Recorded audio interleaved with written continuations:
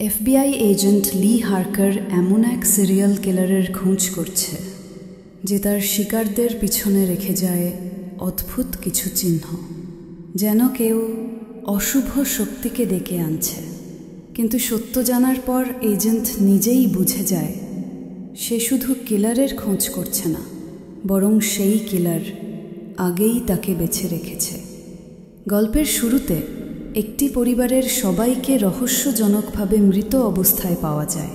কোনো চিহ্ন নেই, কোনো শব্দ নেই।